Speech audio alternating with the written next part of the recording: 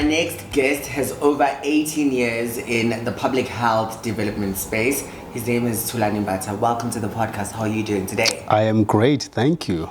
I'm incredible. Thank you so much for joining us and taking the time to come through to the summit and just share your work and just the work that you've done over the years. What sparked your interest in public health? Wow, great question. So I'm a little older than you, so I can probably look back. I think for me was learning about the HIV pandemic. That was probably around the 2000s, early 2000s, so 2003, 2002, that's when I really started to hear that, oh, there's HIV and it's killing people. And unfortunately, my sister contracted HIV at the time, and that's when I realized, like, okay, this is a serious challenge.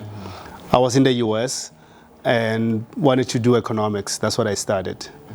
But when I realized that I want to come back to South Africa at some point and be part of the change that I wanted to see in South Africa, I wanted to do something that would also allow me to have an opportunity to serve, but also to be employable. So I felt like public health was growing, was a new thing. So I started to understand a bit more. And I was living in Washington, D.C., and at that time, I mean, the US was a bit advanced when it comes to HIV understanding, research, medication was available. So I felt like there's more to this than, what we were doing in South Africa. So that's what kind of inspired me to look into public health, was like, okay, my sister is affected and infected. What can I do to make sure that she can live a healthy lifestyle? Yeah. Now for you, Thulani, with all your experience, what does true health equity look like in the South African context, especially when we highlight differently abled people and the LGBTQI plus communities? I think for me, it's really access and being listened, not being judged when you go to a clinic, any clinic, whether it's a clinic in Alexandra or a clinic in Sandton. When you go in there, you can get the quality of care that you need, whether you identify as LGBTQI plus, whether you are, a person living with a disability, you should be treated with the dignity and respect that myself, as a privileged black man, can get when I go to any facility. So you should not be judged, should not be stigmatized, should not be asked why you need condoms or why you feel like you need to be taking PrEP. I think for me, that's true access and quality. So I think we're on the right track with the NHI, the National Health Insurance. It's kind of paving that way. So I think we're good. And when we look at all that you've said, you've worked both in management and on the ground roles, right?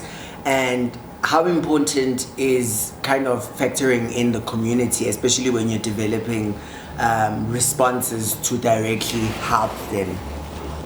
I think you cannot do the work that we do without co-creating with the people that you want to serve.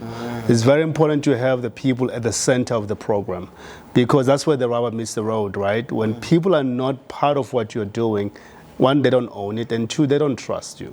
But I think if you co-create with them the solutions to things that you want to really fix, you need to bring people on board. I think for me, I've seen that growing up in Alex, where it's so important to listen to the voices of the people on the ground and understand what is it that they feel their community needs, versus you coming in as like, oh, this is what this is what you guys need to have. You need to have a vegetable garden there. You need to do this. It doesn't work. Also, how do you serve without actually listening to the people that you want to serve and ultimately aid with whatever it is that they need?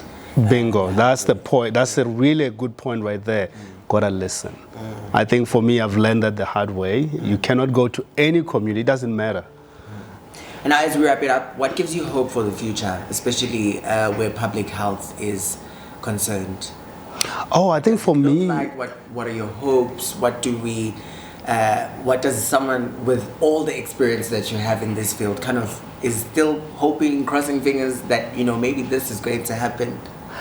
I think for me is the innovation that's coming up in public health. I think we are so blessed with a lot of amazing young people that are coming up with solutions that are relatable, solutions that they co-create with communities in a very informal way, without like waiting to go into some boardroom and have a serious meeting, but meeting people really where they live to really say, what is it that affects you?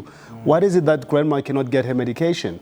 Oh, okay, let's think about maybe innovating and bringing in like a scooter that can go pick up the medication for Gogo. Maybe using a bike. Like those are the kind of things that I think for me are going to inspire the change that I want to see. Young people really taking ownership around their health, but their community, and really co-creating with those who need the support the most. I think, yeah, there's a lot of optimism. I think AI definitely is going to enable some of this, but I think the most important thing is our minds that young people have to really take these ideas and ensure that they come to life. And I think also for young people, take advantage of all the health services that are already there. Go into a clinic, ask questions, get condoms, get PrEP, get tested, all of that. I like that. There and available for us.